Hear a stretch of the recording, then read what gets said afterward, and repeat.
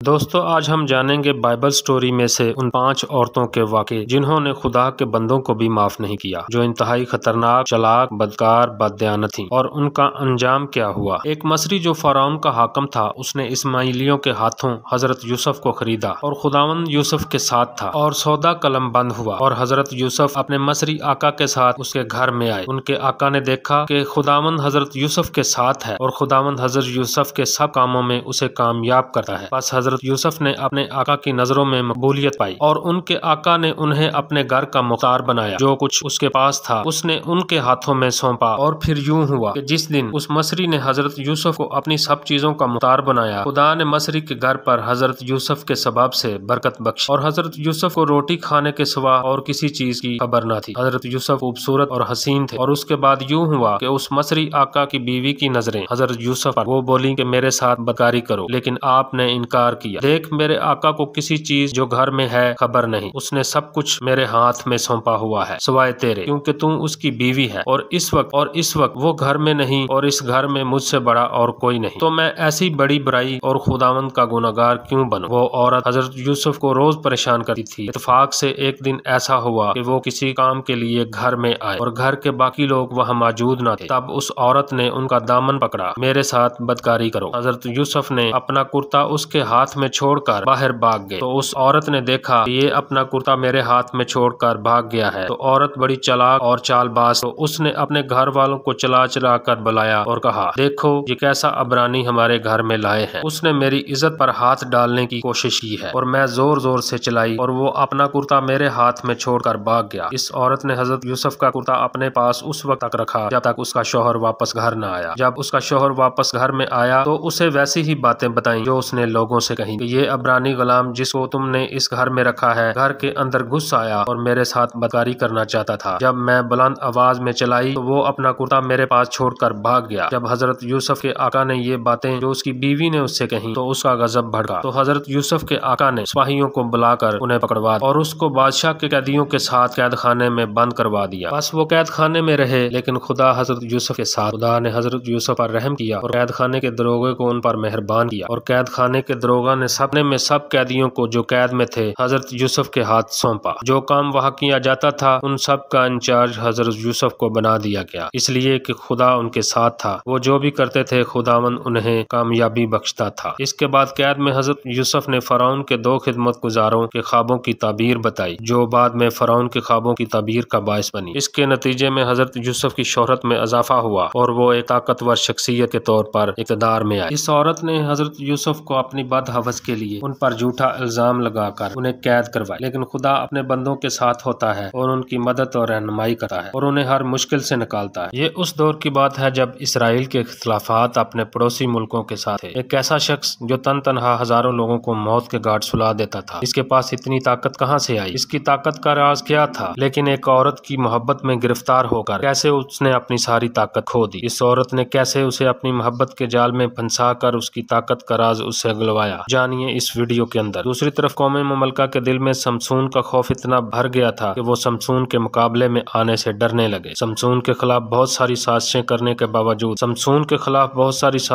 کے باوجود انہیں کوئی کامیابی حاصل نہ ہوئی، تو انہوں نے وادی سرو میں ایک عورت جس کا نام دلائلہ تھا اس کے ساتھ ملاقات کی۔ وہ بہت حسین اور خوبصورت تھی۔ اس کو لالچ دیا کہ ہم تمہیں 1100 مسکال چاندی کے سکے دیں گے، اور وہ لالچ میں آ گئی، اور پھر وہ سمسون کو ملنے میں کامیاب ہو گئی۔ سمسون نے اسے دیکھا تو اس کے ناز و انداز کو دیکھ کر اس کا دیوانہ ہو گیا۔ دلائلہ اور سمسون وقت گزرنے کے ساتھ ساتھ ایک دوسرے کے قریب سے قریب آتے گئے۔ ایک دن موقع دے کر دلائلہ نے اس سے کہا، آخر تمہاری طاقت کا راز کیا ہے؟ سمسون نے اسے کچھ اور بتا دیا۔ رفتہ رفتہ دلائلہ کا اصرار بڑھتا گیا، اور ایک دن اس نے اسے دھمکی دے کر کہا، اگر تم نے مجھے اپنی طاقت کا راز نہ بتایا تو میں تم سے علیحدہ ہو جاؤں گی۔ عشق کے ہاتھوں مجبور ہو کر اس نے دلائلہ کو اپنا راز بتا دیا کہ میں جب سے پیدا ہوا ہوں میرے بالوں کو نہیں کاٹا گیا، اور اس شاندار طاقت کا راز بھی انہی بالوں میں ہے۔ لہٰذا ایک رات جب سمسون دلائلہ کی گود میں سر رکھ کر سو رہا تھا تو اس نے ان بالوں کی ان لٹوں کو کاٹ دیا جس میں اس کی طاقت تھی۔ اس رات قوم ملکہ کے سپاہیوں نے سمسون پر حملہ کر دیا، لیکن اس مرتبہ وہ اپنا دفاع نہ کر سکا، اور قوم مملکہ کے سپاہیوں نے سمسون کو گرفتار کر کے اس کے ساتھ ذلت امیز سلوک کیا اور زنجیروں میں جکڑ کر اس کی آنکھیں نکال دی اور اسے اندھیری کوٹڑی میں بند کر دیا۔ اس کام کے بدلے میں دلائلہ کو بہت مال و دولت ملا۔ قوم مملکہ نے سمسون کو گرفتار افطار کرنے کی خوشی میں ایک تقریب کا اعلان کیا۔ قوم مملکہ کا عقیدہ تھا کہ ان کے دیوتا نے انہیں فتح بخشی۔ یہ سب لوگ دیوتا کے سامنے جشن منانے کے لیے جمع ہوئے۔ ایسے میں بادشاہ نے حکم دیا کہ ان کے سب سے بڑے دشمن شمشون کو زنجیروں میں جکڑ کر پیش کیا جائے۔ محل میں موجود تمام لوگ شمشون سے بدتمیزیاں کرنے لگے۔ قوم مملکہ فتح کے نشے میں چور اور عیاشیوں میں مصروف تھی۔ دوسری طرف شمشون نے خدا سے دعا مانگی اور کہا کہ اے میرے رب، مجھے ایک بار معاف فرما۔ اے میرے خدا، فقط ایک بار مجھے میری قوت عطا فرما۔ اچانک شمشون کی قوت لوٹ آئی اور شمشون نے درمیانی ستون جن پر مندر قائم تھا، ایک کو دائیں ہاتھ سے اور دوسرے کو بائیں ہاتھ سے پکڑا، اور شمشون بولا کہ میری جان قوم مملکہ کے ساتھ جائے، اور اس نے زور سے ان کو ہلایا تو مندر ان سب لوگوں پر جو وہاں موجود تھے گر پڑا، اور وہاں موجود لوگوں کی تعداد جتنے اس نے اپنی زندگی میں مارے ان سے زیادہ تھی۔ اس کہانی میں دلائلہ ایک لالچی اور غدار عورت تھی، اور یہ عورت شمشون کی مشکلات میں اضافے کا باعث بنی، بلکہ قوم مملکہ کے حکمرانوں کے زوال کا بھی باعث بنی۔ ہیرودیاس، یہ بائبل کی سب سے افسوسناک کہانیوں میں سے ایک ہے۔ ہیرودیاس یہودا کے خاندان کی ایک اہم رکن تھی جس نے اقتدار کو قائم رکھنے کے لیے اکثر شادیاں کی، کیونکہ ہیرودیس نے ہیرودیاس جو کہ اس کے بھائی فیلبس کی بیوی تھی اس سے شادی کی، اور اس نے یوحنا کو پکڑوایا اور اسے قید خانے میں بند کیا، کیونکہ اس نے اس کے بیاہ پر فتویٰ دیا تھا، اور یوحنا نے ہیرودیس سے کہا کہ اپنے بھائی کی بیوی رکھنا تجھ پر روا نہیں، یہ شریعت کے خلاف ہے۔ اس لیے ہیرودیاس اس پر داؤ لگائے بیٹھی تھی۔ وہ چاہتی تھی کہ اسے قتل کرایا جائے مگر نہ کر سکی، کیونکہ ہیرودیس یوحنا کو راست باز اور مقدس آدمی جان کر اس سے ڈرتا تھا اور اسے بچائے رکھتا تھا، اور اس کی سچی باتیں سن کر بہت تشویشناک ہوتا تھا، مگر سنتا خوشی سے تھا۔ جب ہیرودیس نے اپنی سالگرہ میں عمرہ اور فوجی افسروں اور جلیل کے رئیسوں کی ضیافت کی، تب ہیرودیاس کی بیٹی اندر آئی اور رقص کر کے ہیرودیاس اور اس کے ہم نوالوں کو خوش کیا۔ تب بادشاہ نے لڑکی سے کہا، تو جو چاہے مجھ سے مانگے گی میں تجھے دوں گا، اور بادشاہ نے قسم کھائی، جو کچھ تو مجھ سے مانگے گی، یہاں تک کہ اگر تو میری آدھی سلطنت بھی مانگے تو میں تجھے دوں گا۔ وہ باہر گئی اور اپنی ماں ہیرودیاس سے اس سے کہا کہ میں کیا مانگوں؟ تو وہ بولی، یوحنا استقباغی کا سر۔ تب وہ فوراً بادشاہ کے پاس جلدی سے اندر آئی اور عرض کیا کہ میں مانگتی ہوں آپ مجھے یوحنا کا سر تھال میں رکھ کر ابھی دیں۔ بادشاہ بہت غمگین ہوا مگر اپنی قسموں اور اپنے ہم نوالوں کے سامنے انکار نہ کر سکا۔ پس بادشاہ نے فوراً حکم دے کر سپاہی کو بھیجا، اور سپاہی نے قید خانے میں جا کر اس کا سر کاٹا اور اس کو تھال میں رکھ کر لے آیا اور اس لڑکی کو دیا، اور اس لڑکی نے وہ سر اپنی ماں کو دیا۔ اس عمل کے بعد یوحنا تو خاموش کروا دیا گیا، لیکن اس بھیانک عمل سے اس عورت کی بے رحمی اور ساکیت کو اجاگر کیا۔ اس کے بعد اس حکومت پر سیاسی زوال آیا اور شہنشاہ کو جلا وطن کر دیا گیا اور ہیرودیاس کی طاقت کا خاتمہ ہوا۔ اس کہانی سے بدلہ لینے کی غیر منظم غصے کی تباہ کن مثال ملتی ہے۔ عطالیہ اسرائیل کی ملکہ اور ایزبل کی بیٹی تھی جو بت پرستی اور بے رحمی کے لیے بدنام، اور خاص طور پر یورام بادشاہ کی موت کے بعد اس نے بے رحمی کی حد کر دی۔ اس اقتدار کی ہوس کم نہیں ہو رہی اور وہ خود کو ایک طاقتور شخصیت کے طور پر مضبوط کر رہی۔ اپنے بیٹے کی موت کے بعد اس نے اعلیٰ عہدیداروں کو اپنے ساتھ ملا لیا تھا اور اقتدار پر بے رحم قبضہ کیا، اور تمام ممکنہ شاہی وارثوں میں سے بہت سے لوگ مارے گئے۔ اس بھیانک عمل کا مقصد اس کو یقینی بنانا تھا کہ شاہی خاندان سے کوئی بھی اس کے اقتدار کو چیلنج نہ کر سکے۔ اور ازحا کی ماں عطالیہ نے جب دیکھا کہ اس کا بیٹا مر گیا تو وہ اٹھی اور بادشاہ کی تمام نسل کو قتل کرنے لگی، اور یروم بادشاہ کی بیٹی ازحا کی بہن یوشبا نے یواش کو لیا اور اسے دائی کے کمرے میں پلنگ کے نیچے چھپا دیا اور اس کی جان بچ گئی۔ بادشاہ کے دوسرے بیٹے عطالیہ نے مار دیے اور اس نے اسے وہاں سے نکال کر خدا کے گھر میں 6 برس تک چھپا کر رکھا، اور عطالیہ ملک پر حکمرانی کرتی رہی۔ اور جب وہ 7 برسوں کا ہوا تو یویدا کاہن نے کاریوں اور محافظوں کے 100 کے سرداروں کو بلوایا اور خداوند کے گھر میں انہیں اندر بلوایا اور ان سے عہد لیا کہ خدا کے گھر میں ان کو قسم دلائی، اور بادشاہ کا بیٹا ان کو دکھایا۔ یویدا کاہن نے ان سب کو اعتماد میں لیا اور بادشاہ کے بیٹے کی حفاظت کے لیے ان کی ڈیوٹیاں لگائیں۔ پھر تمام محافظ اپنے ہاتھوں میں ہتھیار لے کر بادشاہ کے گھر کی طرف اور اس کے گھر کے باہر کھڑے ہو کر پہرا دینا شروع کر دیا، اور کاہن نے بادشاہ کے بیٹے کو باہر نکالا اور اس پر سلطنت کا تاج اور شہادت رکھی اور اس کو بادشاہ بنایا اور اسے مسح کیا، اور لوگوں نے تالیاں بجائیں اور بادشاہ کو دعائیں دی۔ اور عدلیہ نے لوگوں اور محافظوں کا شور سنا تو وہ وہاں آئی اور دیکھا کہ دستور کے مطابق بادشاہ منبر پر کھڑا ہے اور رئیس اور لوگ نرسنگے بجانے والے بادشاہ کے نزدیک کھڑے ہیں۔ وہ سب بہت خوش ہوئے اور عدلیہ نے اپنے کپڑے پھاڑے اور چلائے، غدار غدار۔ تب یویدا کاہن نے 100 کے سرداروں کو جو لشکر پر مامور تھے حکم دیا اور کہا کہ اس کو ہیکل کے ہاتھے سے باہر نکالو اور جو اس کی حمایت کرے اسے مار دو۔ اور کاہن نے کہا خداوند کے گھر میں کسی کا قتل نہ کیا جائے۔ تب سپاہیوں نے اسے پکڑا اور بادشاہ کے گھر لے جا کر اسے قتل کر دیا، اور اس ملک کے لوگ خوش ہوئے اور شہر میں سکون آیا۔ یواش 7 برس کا تھا جس وقت وہ بادشاہی کرنے لگا، اور اس وقت سدونیوں کے بادشاہ نے اتبل کی بیٹی ایزبل سے بیاہ کیا اور اس نے لبھا بت کی پرستش کی اور اسے سجدہ کیا۔ یہ شادی ایک سیاسی اتحاد کے لیے کی گئی جس نے اسرائیل میں اہم ثقافتی اور مذہبی اثرات ڈالے۔ اس عورت کا مقصد تھا کہ لوگ خدا کی عبادت چھوڑ کر بتوں کی پوجا کریں، اس لیے اس نے بہت سارے مندر بنوائے اور لوگوں کو زبردستی بت پرستی کی طرف مائل کرتی رہی۔ اس کی کوشش صرف مذہبی ہی نہیں بلکہ سیاسی بھی تھی۔ اس نے صفہ بندی کر کے اقتدار کو مضبوط کیا۔ ایزبل کے سب سے بدنام زمانہ اعمال میں سے ایک پڑوسی کے قتل کا منصوبہ ہے اور انگوروں کے کھیت کا مالک تھا۔ سامریا کے بادشاہ اہیاب نے اسے خریدنے کی خواہش تو اس کے مالک نابود نے اسے انکار کر دیا۔ یہ ساری بات بادشاہ نے اپنی بیوی ایزبل کو بتائی تو اس نے کہا، آپ پریشان نہ ہو، میں آپ کو یہ باغ اس سے لے کر دوں گا۔ تو ایزبل نے پڑوسی کے اوپر توہین مذہب اور غداری کا الزام لگا کر اسے سنسار کروایا اور وہ مر گیا۔ ایزبل کی بے رحمی اور اپنے مقصد کو حاصل کرنے کے لیے دھوکہ دہی اور لوگوں کا قتل عام کروانا عام سی بات تھی، اور ایزبل نے نابود کے باغات پر قبضہ کر لیا۔ تب خداوند نے ایک مرد خدا الیاس تشبی کو بھیجا۔ آپ نے ایزبل کے برے خاندان کے خلاف آواز اٹھائی اور اہیاب نے وہ سب کچھ جو الیاس تشبی نے اس سے کہا ایزبل کو بتایا، اور ایزبل نے الیاس تشبی کے پاس قاصد بھیجا اور کہا کہ کل کے دن میں تجھے مرواؤں گی۔ اور جس وقت ایزبل نبیوں کو قتل کروا رہی تھی تو الیاس تشبی نے ایزبل کے متعلق پیشن گوئی کی کہ یزریل کے کھیت میں کتے ایزبل کو کھائیں گے۔ پھر یاہو یزریل میں داخل ہوئے۔ جب ایزبل نے سنا تو اپنی آنکھوں میں سرما لگایا اور اپنا سر سنوارا اور کھڑکی سے جھانکا۔ جب یاہو دروازے میں داخل ہوا وہ بولی، اے زمری اپنے آقا کے قاتل، خیر تو ہے؟ یاہو نے اپنا منہ کھڑکی کی طرف اٹھایا اور کہا، کون میرے ساتھ ہے؟ تب 2 یا 3 خواجہ سراہوں نے سر جھکایا تو اس نے کہا، اسے نیچے گرا دو۔ تو انہوں نے اسے نیچے گرا دیا۔ پھر انہوں نے کہا، اس مالون عورت کو دیکھو اور اسے دفن کرو۔ جب انہوں نے جا کر دیکھا تو اس کی کھوپڑی، ہاتھ اور پاؤں کے علاوہ انہیں کچھ نظر نہ آیا۔ سو الیاس تشبی نے جو